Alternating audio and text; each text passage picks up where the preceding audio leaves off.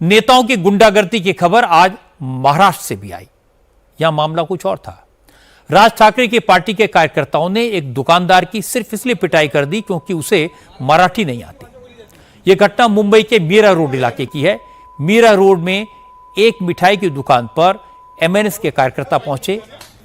उन्होंने पानी की बोतल मांगी, पर जब स्टाफ ने पूछा छोटी बोतल चाहिए या बड़ी बोतल, इस पर एमएनएस के कार्यकर्ता भड़क गए, कहा मराठी में बोलो।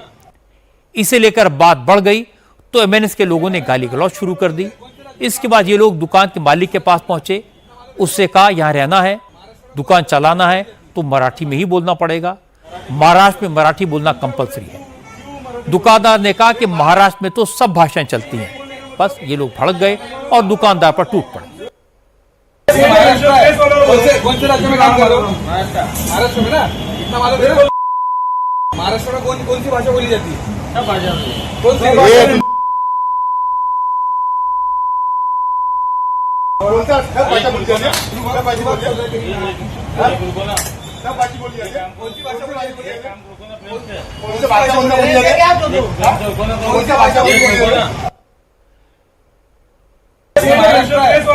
कौन से राज्य में काम कर रहे हो? महाराष्ट्र में ना, इतना मालूम है? महाराष्ट्र में कौन सी भाषा बोली जाती है? सब भाषा। कौन सी भाषा?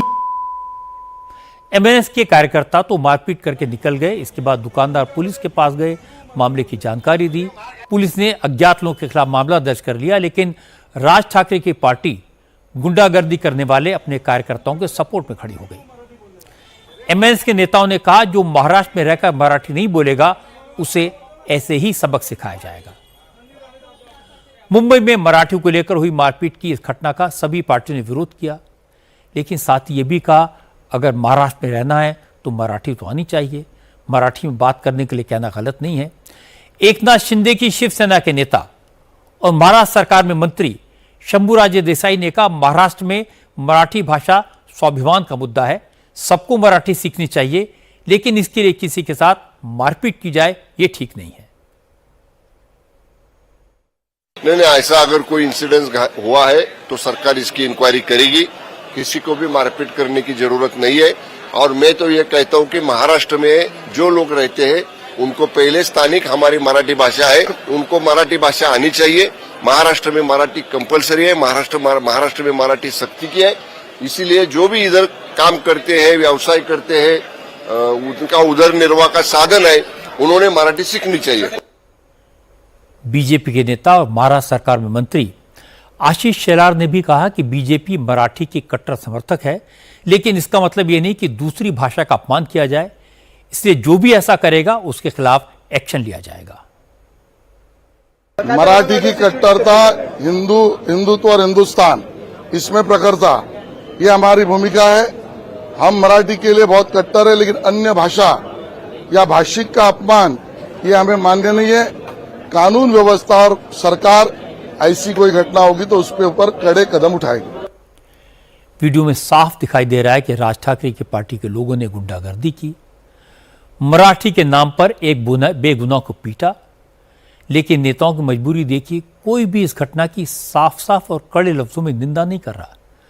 सारे नेता ये तो कह रहे हैं कि मराठी के नाम पर मारपीट नहीं होनी चाहिए, इस तरह की हरकत करने वालों के खिलाफ एक्शन होना चाहिए। लेकिन सवाल है कि एक्शन कब होगा। वीडियो में मारपीट करने वाले साफ दिखाई दे रहे हैं, फिर अब तक उन्हें पहचाना क्यों नहीं गया, पकड़ा क्यों नहीं गया?